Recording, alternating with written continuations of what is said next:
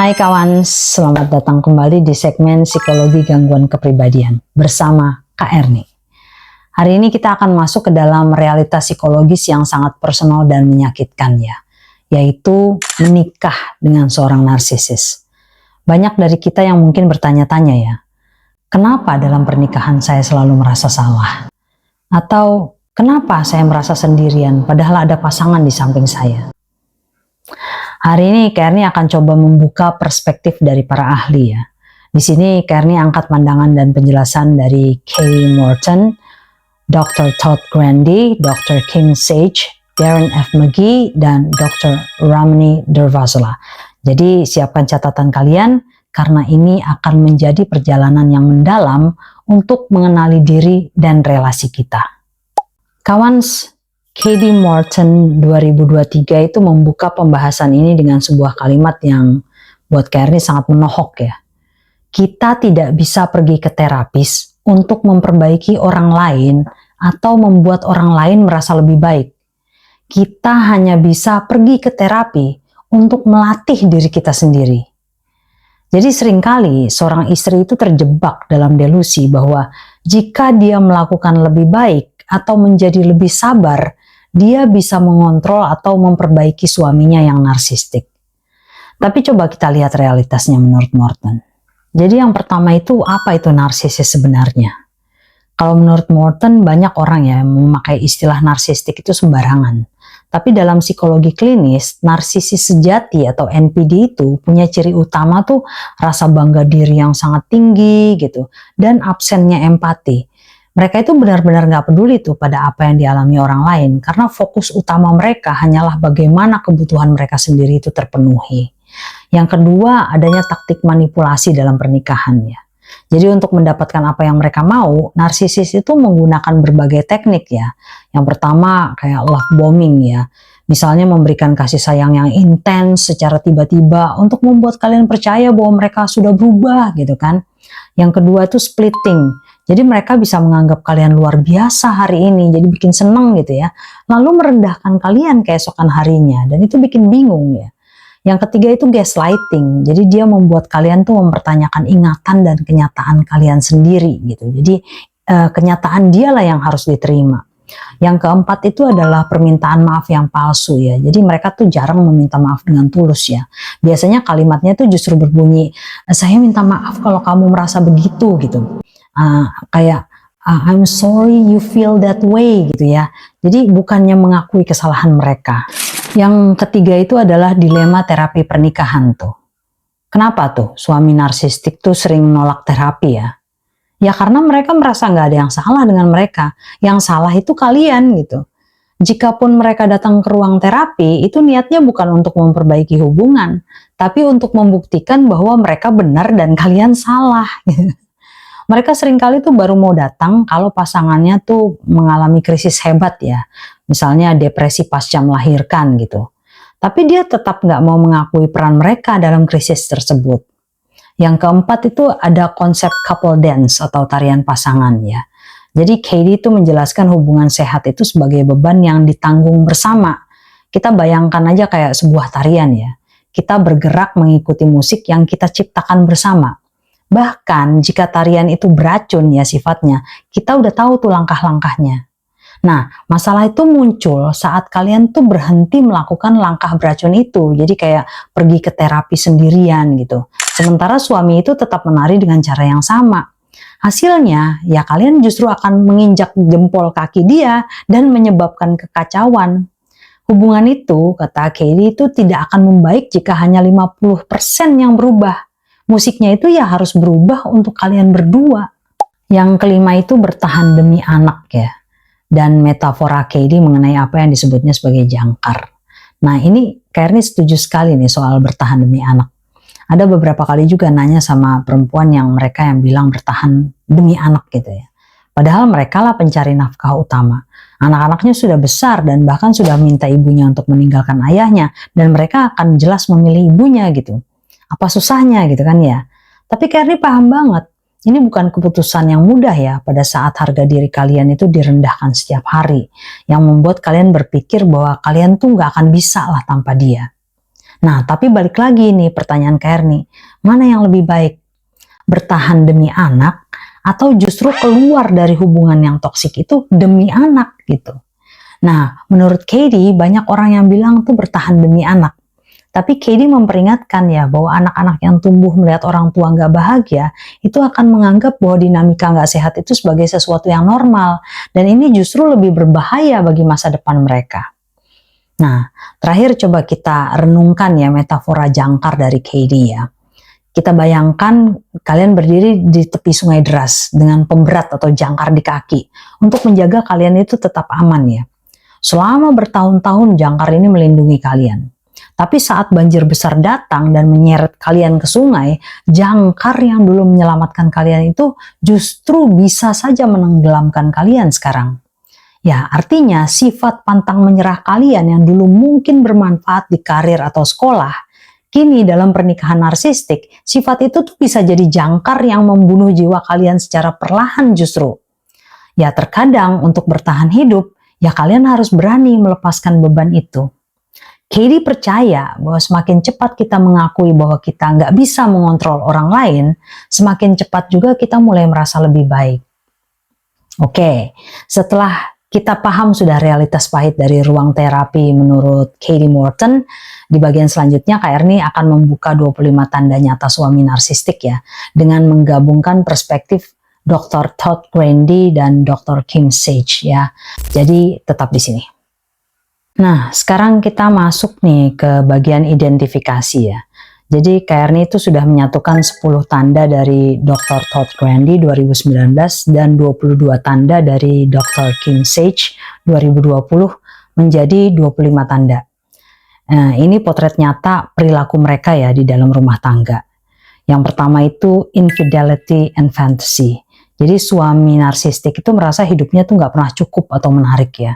Dia hidup dalam fantasi kesuksesan dan kekuasaan, serta merasa memiliki hak untuk punya pasangan romantis tambahan. Artinya dia bisa tuh melakukan perselingkuhan karena merasa berhak mendapatkan yang lebih baik. Yang kedua itu control of appearance. Jadi dia terobsesi mengontrol penampilan fisik istrinya agar terlihat sempurna di mata orang lain. Dia sering tuh menuntut manajemen berat badan yang ketat gitu, atau menunjukkan sikap yang jijik atau melakukan guilt trip kalau berat badan kalian naik. Yang ketiga itu emotional neglect. Jadi kebutuhan emosional istri itu sama sekali nggak dipenuhi ya. Seberapapun validnya perasaan kalian, dia nggak akan peduli. Bahkan bisa aja dia menyerang kalian dengan menyebut kalian itu lemah atau terlalu emosional. Yang keempat itu weaponizing children ya. Jadi suami narsistik itu mendorong anak-anak untuk nggak menghormati ibunya sendiri. Dia memanipulasi anak agar memihak kepadanya karena dia tuh nggak mau membagi kekaguman si anak itu kepada siapapun. Ya. Yang kelima itu self-centered activities. Jadi ada pilihan aktivitas bersama tuh kayak nonton film, ke restoran atau liburan itu hanya berpusat pada kesenangan dia. Nggak ada kompromi tuh. Kalau dia nggak suka ya hal itu bisa aja dianggap bodoh gitu atau membosankan ya. Yang keenam itu extreme jealousy. Jadi dia punya rasa cemburu yang ekstrim dan gak rasional tuh terhadap laki-laki lain. Dia bisa aja menginterogasi setiap detil percakapan kalian, mencari kesalahan, terus akhirnya berusaha mengisolasi kalian dari lingkungan sosial. Yang menariknya, Dr. Kim Sage itu menyebutkan adanya paradoks ya. Kadang di awal hubungan mereka justru sama sekali nggak cemburu tuh. Bukan karena percaya pada kalian ya, tapi karena kesombongannya itu luar biasa. Mereka merasa nggak mungkin ada laki-laki lain yang lebih hebat dari mereka. Nah, cemburu buta itu baru muncul saat mereka merasa mulai kehilangan kontrol atas kalian. Nah, yang ketujuh itu adalah envy of success ya. Jadi bukannya bangga, dia tuh justru iri dan merasa terancam oleh kesuksesan karir atau status sosial istrinya. Dia ya akan mencoba meremehkan prestasi kalian dengan sebutan kasar ya. Kayak menyebut jabatan tinggi kalian tuh hanya sebagai sekretaris yang dimuliakan gitu kan, kayak glorified secretary gitu katanya Kim Sage. Yang kedelapan itu adalah poor listening and high demand. Jadi dia nggak pernah benar-benar mendengarkan kalian ya, tapi menuntut perhatian penuh dan menuntut kalian punya ingatan yang sempurna tentang setiap keinginan dia. Yang kesembilan itu adalah downplaying contributions. Jadi dia meremehkan kerja keras istrinya dalam mengurus rumah tangga dan membesarkan anak. Dia nggak mengaku itu nilai ekonomi dari pekerjaan domestik kalian dan menganggap hanya pekerjaan dia sajalah yang menghasilkan uang yang bermakna. Nah, yang ke-10 itu adalah the support person illusion. Jadi dia memandang istrinya itu bukan sebagai pasangan yang setara atau manusia merdeka ya, tapi hanya sebagai staf pendukung lah yang didedikasikan sepenuhnya untuk melayani kebutuhan dan citra dirinya. Yang ke-11 itu adalah conditional sex ya. Jadi seks itu digunakan sebagai alat dominasi dan perpanjangan dari harga dirinya. Kalau permintaannya nggak diturutin, dia bisa aja tuh merajuk, marah, dan memberikan hukuman emosional yang membuat kalian tuh merasa sangat buruk. Yang ke-12 itu adalah reaction to babies. Jadi kehadiran bayi itu dianggap sebagai ancaman langsung ya terhadap perhatian yang seharusnya dia dapatkan. Dia akan merasa ditelantarkan tuh dan seringkali menggunakan momen ini sebagai alasan untuk mulai mencari perhatian di luar ya, seperti perselingkuhan gitu. Nah, yang ke-13 itu adalah masterful lying. Jadi mereka itu adalah pembohong yang sangat ulung ya. Karena mereka sendiri benar-benar percaya sama kebohongan yang mereka sampaikan gitu. Sehingga kebohongan itu terdengar sangat meyakinkan. Nah, yang ke-14 itu no boundaries. Jadi nggak ada tuh rasa hormat terhadap batasan privasi atau fisik ya. Mereka nggak ragu tuh makan dari piring kalian tanpa izin, masuk ke ruang privat, atau melakukan sentuhan fisik yang nggak kalian inginkan. Yang ke-15 itu adalah arrogance and entitlement. Jadi dia menunjukkan kesombongan yang luar biasa untuk menutupi rasa percaya diri yang sebenarnya rendah. Nah, mereka itu merasa memiliki hak istimewa bahkan untuk melanggar aturan apapun demi kepentingan mereka. Yang ke-16 itu adalah control atau intoxicating start ya. Jadi mereka itu sangat mahir mengontrol situasi dengan cara yang halus di awal. Sehingga terkadang kalian tuh berpikir bahwa ide-ide mereka itu adalah ide kalian sendiri. Nah, kontrol ini juga berfungsi sebagai conditioning tuh. Mereka melatih kalian secara perlahan untuk takut pada reaksi mereka. Sehingga tanpa sadar kalian itu mulai melakukan sensor mandiri tuh. Kalian takut bicara atau bertindak karena udah terbayang tuh amukan yang akan mereka berikan. Yang ke-17 itu adalah lavish gifts as cover gitu ya. Jadi dia memberikan hadiah-hadiah mewah bukan karena cinta yang tulus gitu, tapi sebagai alat untuk menutupi perlakuan buruk atau kritikan dan pengabaian mereka sepanjang tahun. Nah, yang ke-18 itu false morality. Jadi mereka tuh tampaknya sangat etis gitu ya. Dan suka menghakimi moralitas orang lain. Tapi mereka juga akan melakukan hal yang sama seperti melanggar moral gitu. Jika hal itu menguntungkan tujuan mereka. Nah, yang ke-19 adalah broken promises. Jadi mereka tuh sangat jago bikin janji untuk berubah. Hanya agar kalian diem tuh. Tapi perubahan itu nggak pernah terjadi tuh secara permanen. Pola yang sama akan berulang tuh setiap saat gitu. Yang ke-20 itu adalah money as power. Jadi dia menggunakan uang untuk mempertahankan kontrol dan membuat kalian tuh merasa tersandera atau membungkam preferensi kalian mengenai urusan rumah tangga dan anak-anak. Yang ke-21 itu adalah children as reflection. Jadi anak-anak itu hanya dianggap alat untuk mempercantik citra diri suami itu. Dia jarang tuh hadir secara emosional, tapi akan memaki atau menyalahkan anak kalau anak itu udah mulai punya pendapat sendiri yang berbeda dari dia. Yang ke-22 itu adalah contradictions. Jadi mereka tuh nggak konsisten ya dengan prinsipnya dia sendiri. Mereka bisa aja melarang kalian melakukan sesuatu. Tapi mereka sendiri kemudian melakukannya dengan alasan bahwa kalau mereka itu boleh gitu. Nah, kalau yang ke-23 itu adalah minimizing roles. Jadi mereka tuh melihat pekerjaan domestik itu sebagai sesuatu yang rendah gitu dan tanpa pamrih ya. Sehingga mereka tidak merasa perlu untuk berpartisipasi atau bahkan mengapresiasinya. Yang ke-24 itu bribes for autonomy. Jadi terkadang mereka tuh memberikan uang atau kebebasan sesaat agar kalian tuh nggak ganggu mereka atau nggak ngecek apa yang sedang mereka lakukan di belakang kalian. Dan yang ke-25 itu adalah deep loneliness.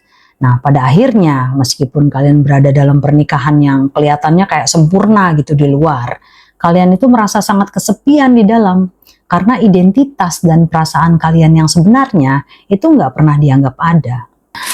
Kawans, gabungan 25 tanda ini menunjukkan satu pola besar yang sangat berbahaya ya. Perampasan otonomi. Di situ kalian nggak lagi dianggap sebagai individu yang punya jiwa dan hak ya, tapi hanya dianggap sebagai aset untuk menunjang ego mereka. Oke, setelah kita melihat tanda-tanda yang tampak secara terbuka ini, di bagian selanjutnya KRNI ini akan membuka tipe yang lebih halus dan berbahaya ya, yaitu covert narcissist husband, menurut pandangan Darren F. McGee. Jangan pergi dulu ya. Nah, kalau tadi kita bahas tanda-tanda yang cenderung terbuka atau grandiose itu, sekarang kita masuk ya ke tipe yang ya jauh lebih halus, licin gitu. Dan seringkali bikin istri itu merasa bingung, yaitu covert atau vulnerable narcissistic husband. Jadi Darren F. McGee 2020 itu membuka tipe ini secara detail ya sebagai siklus yang mematikan korbannya ya. Yang pertama ada kondisi tidak puas yang konstan atau constant discontent. Jadi laki-laki ini selalu merasa dalam kondisi menderita gitu. Semuanya tuh dianggap beban, semuanya dianggap tugas yang berat. Dia akan merasa sebagai orang yang paling berkorban lah gitu. Dan di saat yang sama, dia akan merasa kalian itu nggak pernah mengapresiasi apapun yang dia lakukan. Yang kedua itu adalah pahlawan yang terluka ya, atau the wounded hero. Jadi Darren ini menjelaskan bahwa narsisis tipe ini seringkali kurang tegas ya, atau cenderung pengecut lah gitu. Dia nggak akan menyerang secara terbuka tuh, tapi menggunakan perilaku pasif agresif. Dia mengeluh, menghakimi, mengkritik gitu, dari perspektif seorang korban. Misalnya dia bisa aja menyindir kalian di depan temannya dengan kalimat halus kayak, syukurlah kalian di sini, soalnya dia kalau nggak ada orang suka aneh. Nah, selain pasif agresif, Darren McGee itu juga menekankan adanya quiet smugness atau kesombongan yang senyap atau tersembunyi. Jadi suami tipe ini nggak selalu membentak ya, tapi dia merendahkan kalian tuh lewat bahasa tubuh, kayak memutar bola mata gitu kan, eye rolling gitu, atau mendesah panjang lah seolah kalian tuh beban gitu, gitu, atau ketawa sinis sambil berjalan pergilah saat kalian tuh lagi ngomong gitu kan. Nah, ini adalah cara halus untuk bilang, kamu tuh bodoh, saya jauh lebih tinggi dari kamu. Nah, dan yang paling ironis, meskipun dia merendahkan kalian, sebenarnya harga dirinya itu bergantung sepenuhnya pada kalian. Dia butuh kalian tetap di situ untuk dia injak-injak supaya dia merasa berkuasa. Nah, yang ketiga itu adalah amnesia beracun ya, atau toxic amnesia. Jadi ini yang sering bikin istri itu merasa gila ya. Karena dia akan lupa tuh pada kebohongan yang baru saja dia ucapkan 2 menit yang lalu gitu. Dia lupa pada kesepakatan yang sudah dibuat pagi harinya gitu. Tujuannya tuh hanya satu sebenarnya, menghindari tanggung jawab. Nah itulah kenapa argumen kalian itu akan muter-muter terus pada tema yang sama selama bertahun-tahun tanpa ada perubahan. Dan yang keempat itu adalah guilt trip yang kekanak-kanakan. Jadi kalau kalian bertengkar, dia tuh akan melakukan manipulasi rasa bersalah yang sangat kekanak-kanakan gitu. Kalau Darren kasih contoh yang sangat ekstrim ya, jadi kayak setelah bertengkar, suami tipe ini tuh mungkin akan mulai menulis surat wasiat lah untuk anak-anak di depan mata kalian. Jadi seolah-olah dia tuh akan segera tiada karena rasa sakit yang kalian berikan. Karena dia ingin kalian itu merasa menjadi orang jahat yang sudah menghancurkan dia. Yang kelima itu adalah ketidakmampuan menikmati kebahagiaan. Coba deh, pernah nggak kalian merasa sedang liburan atau makan enak gitu, terus tiba-tiba dia ngeluh sakit kepala atau sakit kaki, pas banget saat suasana itu lagi sangat menyenangkan gitu. Nah, ini adalah taktik tuh untuk menjaga jarak emosional mereka. Karena baginya, kalau dia merasa benar-benar terhubung dengan kalian, itu akan mengekspos kerentanan dia. Jadi dia harus menghancurkan momen bahagia itu agar tetap memegang kontrol. Nah, tipe covert ini sangat berbahaya ya, karena dia nggak kelihatan kayak monster, tapi kayak laki-laki malang yang butuh diselamatkan gitu. Padahal dia itu sedang menyedot energi kalian secara perlahan. Kayaknya kok tiba-tiba kayak kenal ya yang tipenya begini. Nah, setelah kita melihat tanda terbuka dan tertutup ini, di bagian selanjutnya kita akan melihat tuh apa yang terjadi kalau kalian memutuskan untuk berhenti menari bersama dia ya. Couple dance tadi ya. Kak Erni akan bahas konsekuensi meninggalkan narsisis menurut Dr. Ramani. Jangan geser dulu ya. Nah, sekarang kita sampai nih pada bagian yang paling penting ya, kalau menurut Kak Erni ya. Apa yang terjadi kalau kalian akhirnya memutuskan untuk melepaskan jangkar tadi tuh. Jadi kalau kata Dr. Ramani 2020 itu dia memperingatkan bahwa meninggalkan seorang narsisis itu bukan akhir dari masalah, tapi awal dari fase badai emosional yang sengaja mereka ciptakan untuk menghancurkan mental kalian. Jadi di situ akan ada siklus reaksi yang sangat spesifik tuh dari pelaku yang harus kalian waspadai. Yang pertama itu adalah rage atau kemarahan yang meledak-ledak ya. Jadi saat narsisis itu menyadari bahwa dia kehilangan kontrol atas diri kalian, reaksi pertamanya itu biasanya adalah kemarahan yang meluap-luap. Nah ini bukan sekedar marah biasa, tapi narcissistic rage ya. Tujuannya untuk mengintimidasi agar kalian merasa takut dan kembali tunduk di bawah kendalinya. Yang kedua itu adalah mockery atau ejekan dan penghinaan gitu. Jadi setelah kemarahan, mereka itu akan beralih tuh ke taktik ejekan ya. Mereka akan meremehkan keputusan kalian ya, menertawakan ketidakmampuan kalian menurut versi mereka gitu, dan membuat kalian itu merasa bodoh karena mencoba pergi.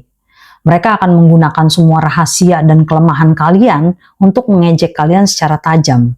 Jadi Dr. Ramani itu menjelaskan bahwa ejekan atau mockery ini seringkali itu sangat personal dan tajam ya.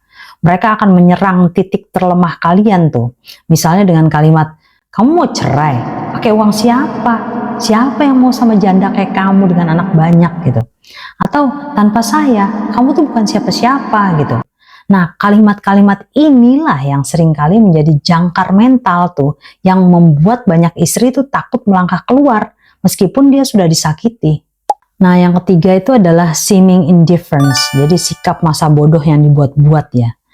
Ini adalah bagian yang paling menyakitkan ya secara psikologis bagi korbannya. Setelah meledak dan mengejek, tiba-tiba mereka tuh akan bersikap seolah-olah kalian tuh nggak pernah ada. Jadi mereka tuh menunjukkan pengabaian total gitu atau indifference ya. Seolah-olah hubungan bertahun-tahun dan memori kalian itu nggak punya nilai apapun bagi dia. Tujuannya apa? Ya agar kalian merasa nggak berharga dan merasa sangat kecil. Nah, yang keempat itu adalah feeling in abandonment atau rasa ditinggalkan yang mendalam ya. Jadi Dr. Ramani itu menekankan bahwa semua taktik di atas itu bermuara pada satu perasaan, yaitu abandonment ya. Nah, pelaku itu sengaja tuh menciptakan situasi di mana kalian itu merasa ditinggalkan sepenuhnya secara emosional. Mereka menghukum kalian dengan cara memutus suplai emosional secara mendadak, membuat kalian itu merasa hancur, sendirian, dan akhirnya ya inilah yang mereka harapkan. Kalian akan merayu untuk kembali kepada mereka hanya agar rasa sakit karena ditinggalkan itu hilang. Singkatnya, bagi Dr. Ramani, meninggalkan narsisis itu adalah sebuah proses yang akan menguji seluruh kewarasan kalian. Karena mereka itu akan menggunakan rasa takut, rasa malu, dan rasa kesepian kalian sebagai senjata terakhir mereka. Kawan, Kak Erni harus ingatkan ya, pola kontrol yang kita bahas tadi, perampasan, otonomi, isolasi, dan manipulasi, itu adalah akar dari apa yang kita sebut sebagai kekerasan dalam rumah tangga secara psikis. Luka fisiknya mungkin nggak terlihat ya, tapi dampaknya terhadap jiwa itu seringkali jauh lebih sulit untuk disembuhkan. Karena tahu, menyadari kenyataan ini tuh kayaknya kayak terbangun di tengah badai ya. Baru sadar tuh, tapi kalian nggak bisa lari kemana-mana. Tapi ingat satu hal, kalian itu berharga bukan karena apa yang kalian berikan kepada pasangan kalian, tapi karena kalian sebagai kalian, jati diri kalian sebagai manusia merdeka. Nah, jangan biarkan empati kalian itu jadi penjara bagi diri kalian sendiri. Kalian perlu melepaskan jangkar yang menenggelamkan kalian, dan itu bukan bentuk kekalahan ya, tapi sebuah tindakan penyelamatan nyawa, jiwa kalian, masa depan kalian, anak-anak kalian. Kalian gak sendirian, dan kalian berhak untuk selamat.